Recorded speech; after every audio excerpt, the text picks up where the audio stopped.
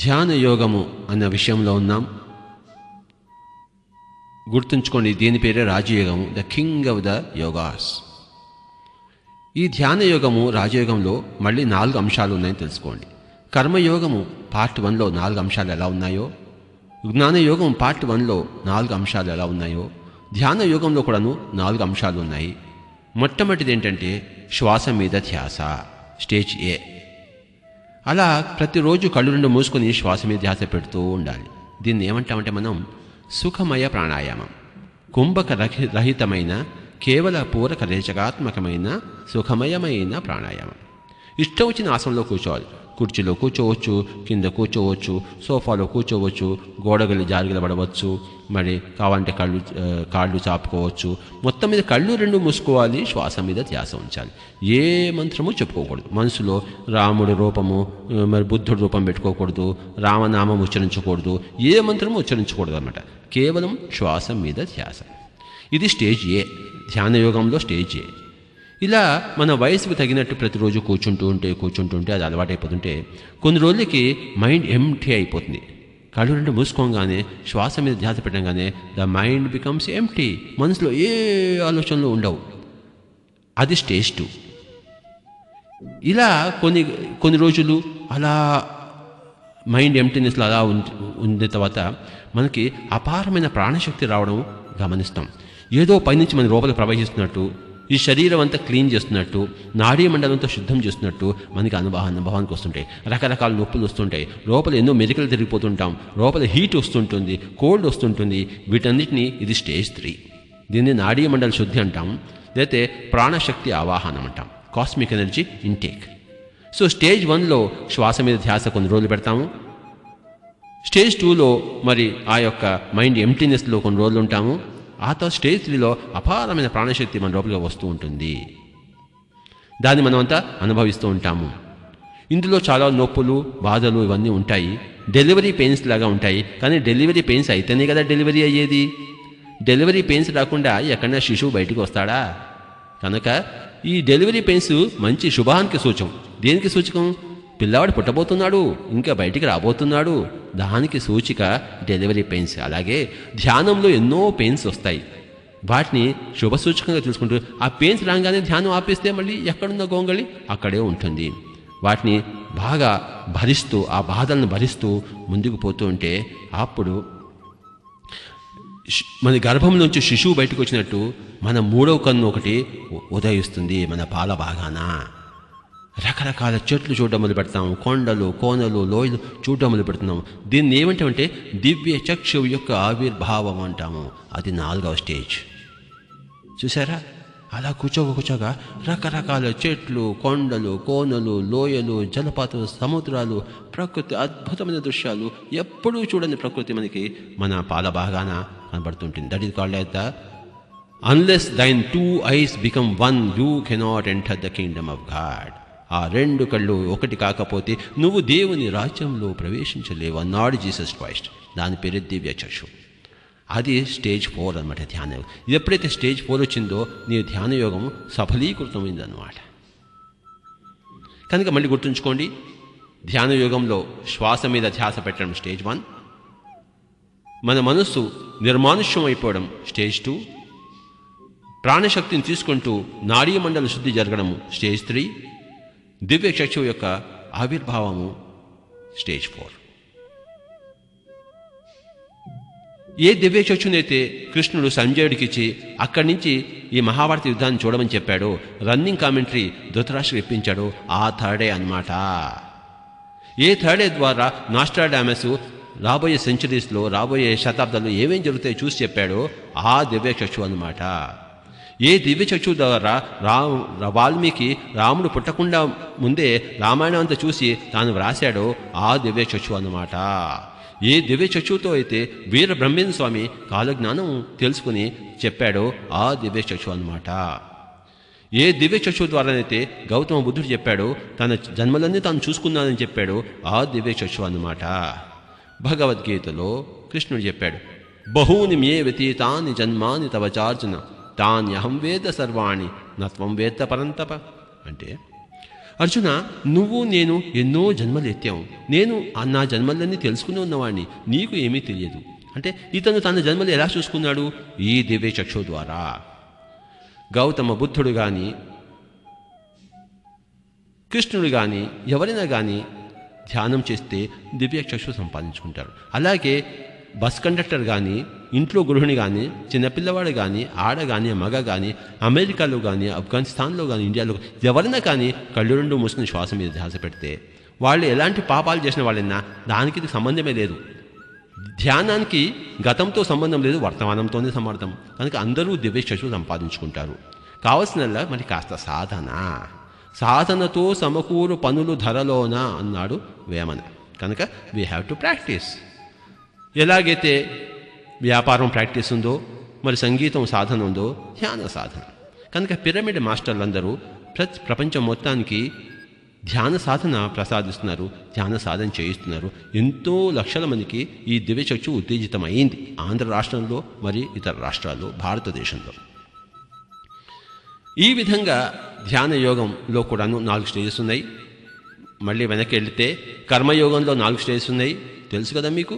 జ్ఞానయోగంలో 4 stages ఉన్నాయి. జ్ఞానయోగంలో ఊరికే ప్రవచనాలు వింటాం. శ్రవణము, మననము, నిధిధ్యాసన, మరి సాక్షాత్కారము. కానీ అవన్నీ అయిపోయిన తర్వాత మనం స్వయంగా ధ్యానం మొదలుపెడతాం. ఇంకా మనం బయటి ప్రపంచంతో నిమిత్తం లేకుండా అంతర్ప్రపంచంలో ఉంటాం. ఇలా కొన్ని జన్మలు జరిగిపోయిన తర్వాత దివ్యచక్షు పరిపక్వమైన తర్వాత జ్ఞానయోగము పార్ట్ 2లో ప్రవేశిస్తాం. అంటే ఏమిటి? దివ్యచక్షుల్లో మనం జీసస్ క్రైస్ట్తో స్వయంగా కలుస్తాం, కృష్ణుడినే స్వయంగా కలుస్తాం. నేను వీళ్ళందరినీ కలిశాను, నేను నా జన్మలన్నీ తెలుసుకున్నాను. నా ధ్యాన పరంపరలో, నా యోగ పరంపరలో నా యొక్క దివ్యచక్షు యొక్క ఎన్నో విశేషాలు నేను తెలుసుకున్నాను. అలాగే మీరు తెలుసుకుంటారు, ప్రతి మనిషి తెలుసుకుంటాడు. ఎవడు ఏది చేస్తాడో వాడు దానిని పొందుతాడు. కనుక ఈ దివ్యచక్షు వచ్చిన తర్వాత స్వయంగా జీసస్ క్రైస్ట్ దగ్గర నుంచి, కృష్ణుడి దగ్గర నుంచి మన ధ్యానంలో వారిని దర్శించి వారి మాటలు వినడం అనేది మళ్ళీ శ్రవణము నెంబర్ 2. ఇంతకుముందు భౌతిక కాయంలో ఉండి ప్రవచనాలు విన్నాం.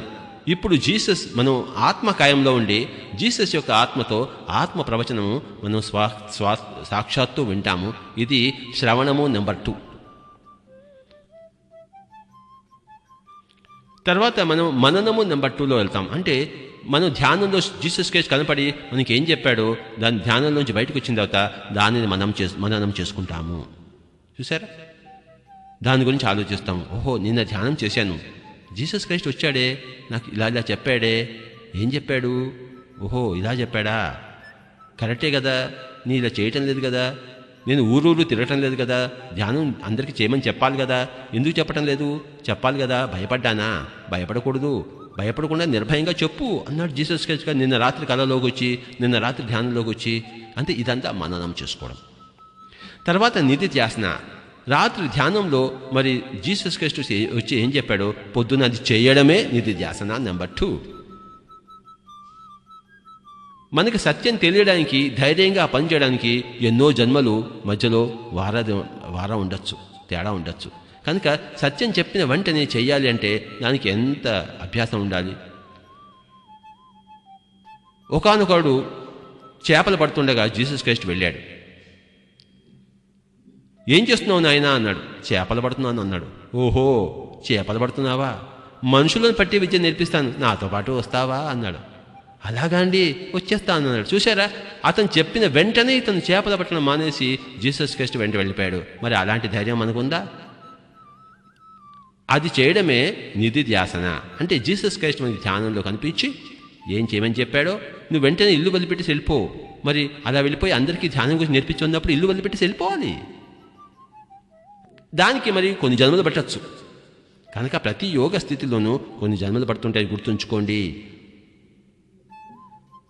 కనుక దానిని నిధిధ్యాసన 2 అంటాం. అంటే ధ్యాన యోగంలో మన దివ్య చక్షువు తెరుచుకున్న తర్వాత అనేక మంది పరమ గురువులు మనకి ధ్యానంలో దర్శనం ఇస్తుండ మొదలుపెట్టిన తర్వాత వాళ్ళ మాటలు వినడము శ్రవణము, వాళ్ళ మాటలను మననము చేయడము నెంబర్ 2 స్టేజు, వాళ్ళ మాటలను పాటించడము నిధిధ్యాసన. పాటించగా మళ్ళీ మనకు ఒక విధమైన సాక్షితత్వం వస్తుంది. ఆత్మలోకాలు అన్నిటికీ సాక్షితత్వం వస్తుంది. మన కేవలం మన కుటుంబ యాత్రలు కాదు, ఆత్మయాత్రలు అన్నిటికీ కూడా సాక్షితత్వం వస్తుంది. ఆత్మతో ఉన్న జ్ఞానం అన్నిటికీ మన సాక్షితత్వం వస్తుంది. ఇది సాక్షాత్కారం నెంబర్ 2.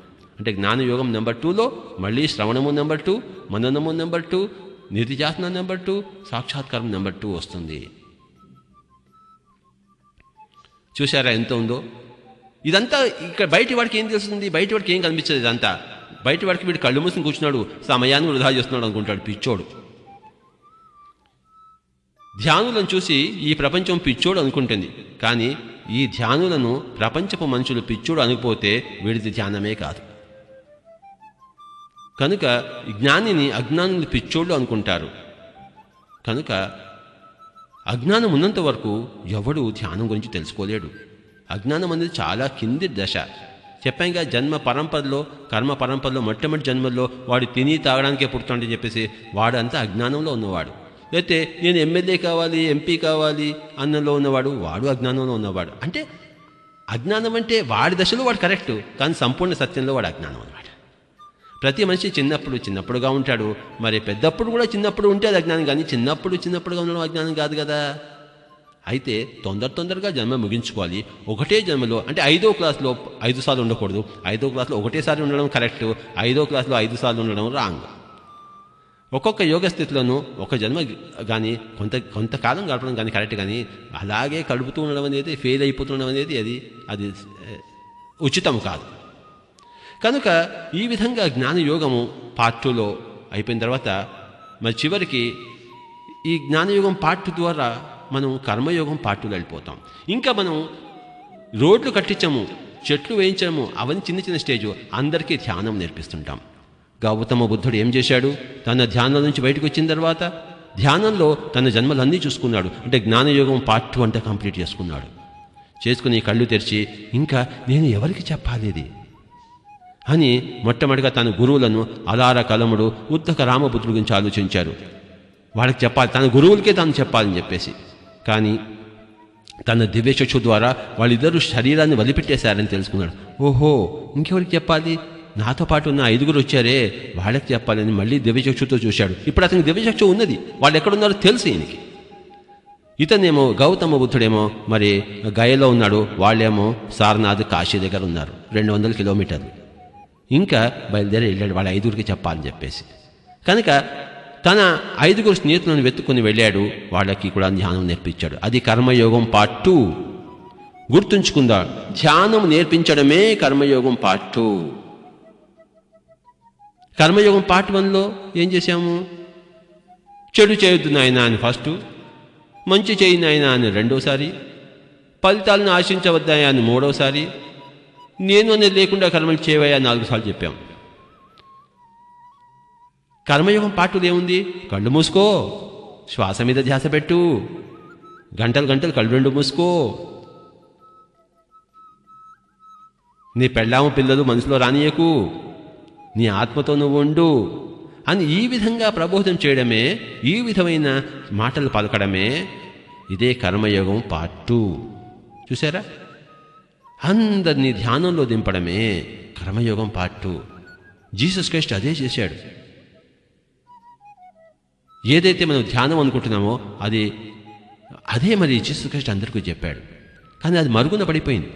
బుద్ధుడు చెప్పాడు, కానీ భారతదేశంలో మళ్ళీ అది మరుగున పడిపోయింది. మళ్ళీ పూజలు, ప్రార్థనలు, టెంకాయలు వచ్చాయి, కానీ బుద్ధుడు చెప్పింది పారిపోయింది ఈ దేశంలోంచి. ఆ పారిపోయిన ధ్యానాన్ని మళ్ళీ పిరమిడ్ స్పిరిచువల్ సొసైటీ మాస్టర్లు అందరూ భారతదేశంలోకి తీసుకొస్తున్నారు. కనుక మళ్ళీ జీసస్ క్రైస్ట్ చెప్పిన యథార్థాన్ని మర్చిపోయి ప్రార్థనలో మునిగిపోయారు, ధ్యానంలో మునగవలసింది. కనుక జీసస్ క్రైస్ట్ చెప్పింది ఒకటి, అందరూ చేస్తున్నది ఒకటి. ఆయన చెప్పింది seek the Kingdom of God, the Kingdom of God is with in.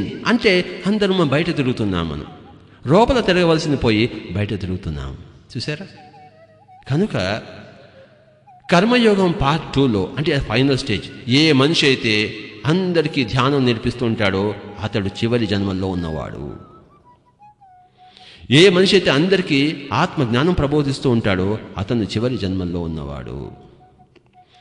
ఏ మనిషి అయితే ఊరూరు తిరిగి చెప్తూ ఉంటాడో, కనపడిన ప్రతి వాడికి చెప్తుంటాడో ధ్యానం గురించి, ఆత్మజ్ఞానం గురించి, అతను చివరి జన్మల్లో ఉన్నవాడు, అతనికి ఇక జన్మ లేదు, వాడు మళ్ళీ తిరిగి రాడు అన్నాడు Jesus Christ. He will not come again. కనుక చూసారా, జీసస్ క్రైస్ట్ లాగా జీవిస్తే కానీ మన జన్మ చివరి జన్మ కాదు. గౌతమ బుద్ధుడిలాగా జీవిస్తే కానీ మన జన్మ చివరి జన్మ కాదు. వర్తమాన మహావీరుడిలాగా మన జన్మ ఉంటేనే కానీ ఆఖరి జన్మ కాదు. వీళ్ళందరి జన్మ ఏంటి? అందరికీ ఆత్మ గురించి చెప్తున్నారు. మంచి పనులు చెయ్యి, చెడు చేయకూడదు అన్నది ఆ లెవెల్లో లేరు. నువ్వు శరీరం కాదు, ఆత్మను తెలుసుకో. నువ్వు మానవుడి కావు, మాధవుడివని తెలుసుకో. నువ్వు జీవుడు కావు, దేవుడివని తెలుసుకో. యు ఆర్ దట్ తత్వమసి శ్వేతకేతో. కనుక ఆ విధంగా ప్రతి మనిషిని బోధించడమే, మరి అందరినీ ధ్యానాల్లో కూర్చోబెట్టడమే. ఇదే కర్మయోగము పార్ట్ 2. ఈరోజు మనం యోగ పరంపర అన్న కాన్సెప్ట్ గురించి విస్తారంగా తెలుసుకున్నాం. మళ్ళీ ఒకసారి అంతా చెప్తాను, ఎందుకంటే రిపిటేషన్ చేయాల్సిందే, మళ్ళీ మళ్ళీ వినవలసిందే. మానవుడు ఎన్నో మానవ జన్మలు ఎత్తిన తర్వాత అప్పుడు చివరి జన్మల్లోనే యోగం గురించి ఆలోచిస్తాడు, యోగ పరంపరలో ఇంకా వస్తాడు.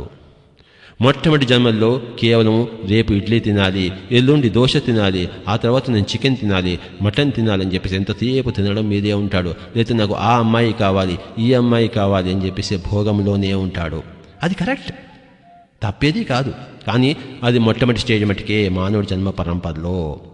తర్వాత కొన్ని జన్మ పరంపరలో రజోగుణంగా వస్తాడు. రావణాసుడిలాగా అందరినీ చీల్చి చెండాడుతుంటాడు. అందరూ వీడి కాళ్ళ కిందే ఉండాలి, నేనొక్కడిని ఎమ్మెల్యే కావాలి, నేనే ఎంపీ కావాలి, పక్కవాడు కాకూడదు, వాడు ఎందుకు అవ్వాలి, వాడికన్నా నాకే అధికారం ఉండాలి అని చెప్పేసి వాడిని చంపేస్తుంటాడు, వాడి మీద బాంబులు వేస్తుంటాడు. ఎందుకంటే వీడికి అధికారం కావాలి. అందుకే వాడు ప్రాణాలు కూడా బతకూడదట. చూసారా ఎంతటి ఘాతకమో.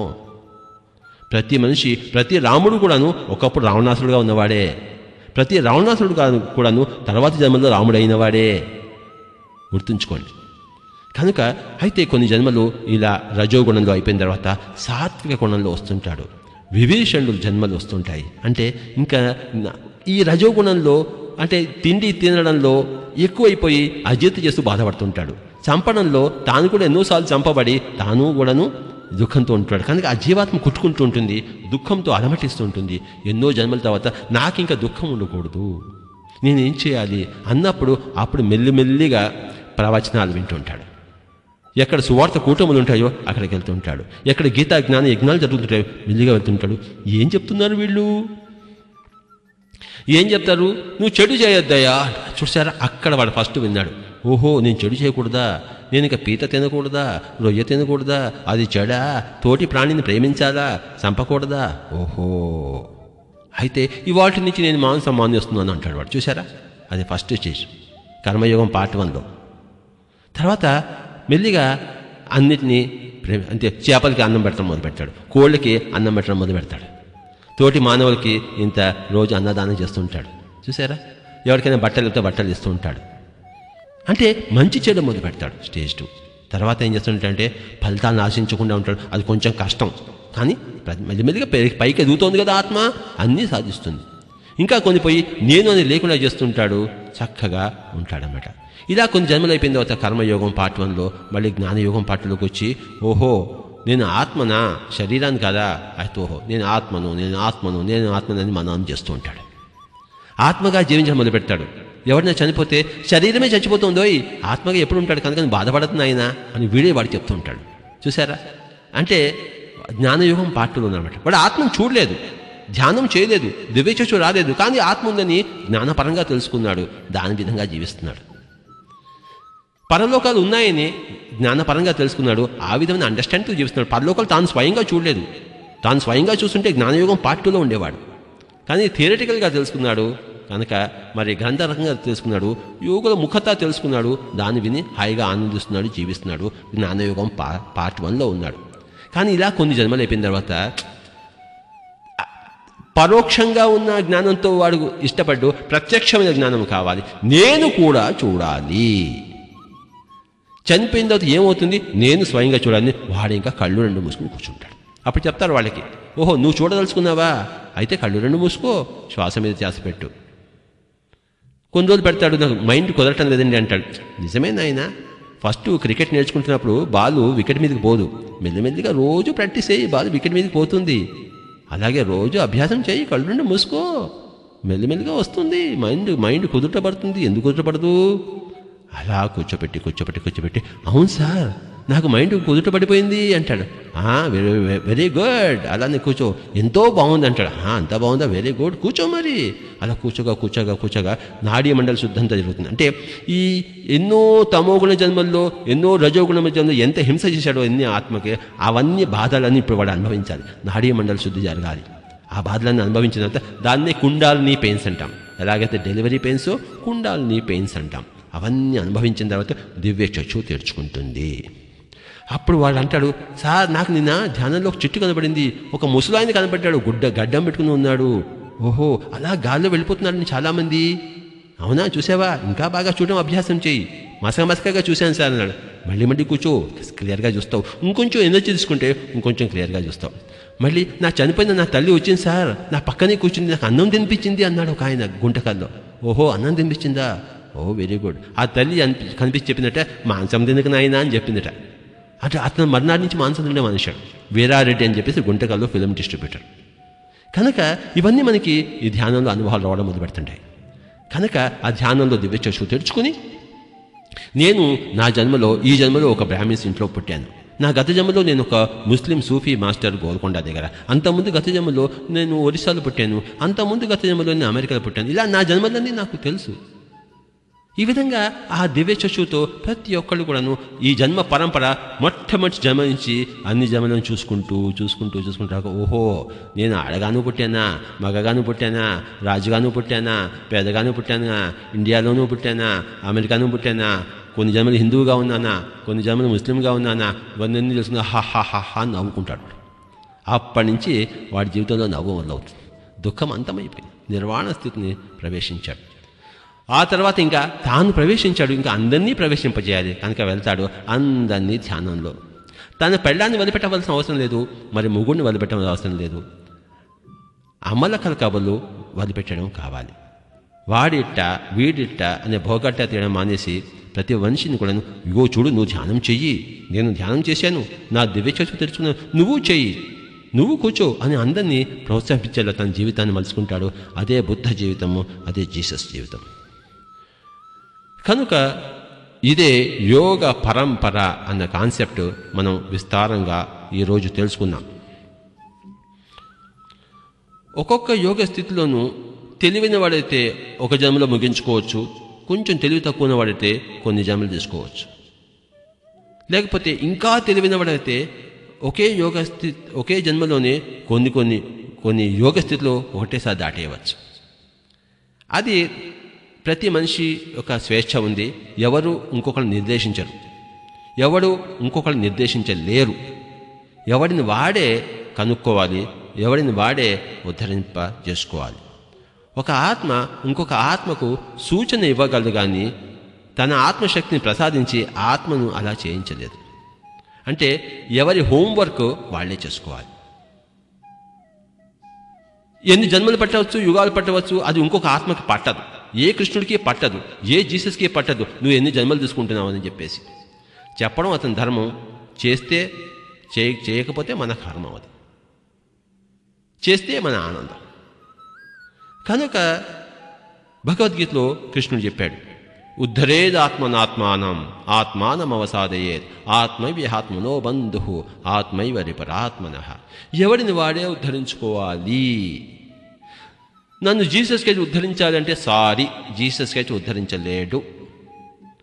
ఆయన ఏం చెప్పాడు, as you so you reap. నువ్వు ఏం చేస్తావో అదే పొందుతావు. నువ్వు ఏం చేయాలో నేను చెప్పాను, నువ్వు ఏం చేస్తే ఏం పొందుతావో నేను చెప్పాను. నువ్వు చేస్తావో చేయవో, ఎంత తీవ్రతతో చేస్తావో ఎంత తీవ్రత లేకుండా చేస్తావో అది నీ ఇష్టం నాయన. అలాగే భగవద్గీతలో కృష్ణుడు అంతా చెప్పి అర్జునుడితో అన్నాడు, యథేచ్ఛసి తథాకురు, నీ ఇష్టం వచ్చినట్టు చేయి నాయన. కనుక ఎవరిని వారే ఉద్ధరించుకోవాలి. ఎవరు ఎంత కష్టం చేస్తే అంత ఫలం పొందుతారు. సంగీత కష్టం చేస్తే సంగీత ఫలం వస్తుంది, వ్యాపార కష్టం చేస్తే వ్యాపార ఫలం వస్తుంది, సంసార కష్టం చేస్తే సంసార ఫలం వస్తుంది, ధ్యాన కష్టం చేస్తే ధ్యాన ఫలం వస్తుంది. కష్టే ఫలే, కష్టం లేకుండా ఫలం రాదు కదా. కనుక ధ్యానం చేయండి. ధ్యానం చేయని వాళ్ళంతా తమకి తాము శత్రువులు, ధ్యానం చేసేవాళ్ళంతా తమకు తాము బంధువులు, మాంసం తినేవాళ్ళంతా తమకు తాము శత్రువులు. మరి శాకాహారం తినేవాళ్ళు, మితాహారం తినేవాళ్ళు 3 ఇడ్లీలు ఆకలుంటే 4 ఇడ్లీలు తినకూడదు. 3 ఇడ్లీలు ఆకలుంటే 3 ఇడ్లీలతో ఆపేసేయాలి. ఇడ్లీ ఎంత బాగున్నా సరే, వేడివేడిగా ఉన్నా, మంచి నెయ్యి ఉన్నా, మంచి గుమగుమలాడుతున్నా, అది ఆకలి ఎంత ఉందో అంతే తినాలి. అలాగే నిద్ర ఎంత అవసరమో అంతే పోవాలి. కనుక ఈ విషయాలన్నీ కూడాను పిరమిడ్ మాస్టర్లందరికీ తెలుసు. పిరమిడ్ ధ్యానులందరూ కూడాను చక్కటి అందరికీ ధ్యానం నేర్పిస్తూ తాము అభ్యాసం చేస్తూ ఎంతో ఆనందంగా, ఎంతో ఆరోగ్యంగా, ఏ డాక్టర్ దగ్గరికి వెళ్లకుండా, ఏ మందులు పుచ్చుకోకుండా, డాక్టర్ అవసరమే లేదు, మందులు అవసరమే లేదు, చేయవలసినవి చేస్తారు. అంటే మాంసం తినకుండా, శాకాహారం కూడా మితాహారంగా ఉంటూ, 3 రోజులు సాంబార్లు ఫ్రిడ్జ్లో పెట్టిన సాంబార్ తినకుండా ఫ్రెష్గా ఉన్న సాంబారే అప్పటికప్పుడు వేడిగా తీసుకుంటూ, మరి మితాహారంగా ఉంటూ, ఎక్కువగా ధ్యానం చేస్తూ, చక్కగా 3వ కన్ను తెరుచుకుంటూ, అనేక లోకాలు వీక్షించుకుంటూ, ఈ విధంగా అందరికీ బోధిస్తూ, అదే అత్యద్భుతమైన జీవితం. పిరమిడ్ మాస్టర్లందరూ అత్యద్భుతమైన జీవితాన్ని జీవిస్తున్నారు. చిన్నప్పటి నుంచే ధ్యాన శిక్షణ ఇవ్వాలి. మొక్కై వంగనది మానై వంగదు కదా, శుభస్య శీఘ్రం కదా. కనుక అందరూ వెంటనే ధ్యానంలో దిగాలి. చిన్నప్పటి నుంచే ధ్యానం అభ్యాసం చేయాలి. చిన్నప్పటి నుంచే చెడు అలవాటు ఒకటే, మాంసం తినడమే. మంచి అలవాటు ఒకటే, ధ్యానం చేయడమే. ఉన్న హింస చోడియే, హంస పకడియే. కనుక ఈరోజు హింస వదిలిపెట్టడము, మరి హంస పట్టుకోవడం. హంస అంటే శ్వాస. ఎక్కడికి పోనక్కర్లేదు, మన శ్వాస మీద మనకి గురి కావాలి. శ్వాసయే గురువు. కనుక ఈ విషయాలని మనం ఎన్నో విషయాలు అంతమంది తెలుసుకున్నాం. ఈరోజు యోగ పరంపర అన్న కాన్సెప్ట్ తెలుసుకుంటున్నాం. Thank you very much Shivaprasad garu. మీ ద్వారా ఈ పిరమిడ్ ధ్యాన ప్రపంచానికంతా, సకల లోకానికంతా కూడాను ఈరోజు అత్యద్భుతమైన విశేషము యోగ పరంపర అనే విశేషం తెలిసింది. మరి ఈ విషయాన్ని మళ్ళీ వినాలి. ఒకసారి వింటే సరిపోదు, మాటిమాటికి విని అది మననం చేసుకుని దాన్ని అభ్యాసం చేస్తే దాని యొక్క ఫలము, సాక్షాత్కారము మనకు వస్తుంది. Thank you very much Shivaprasad గారు.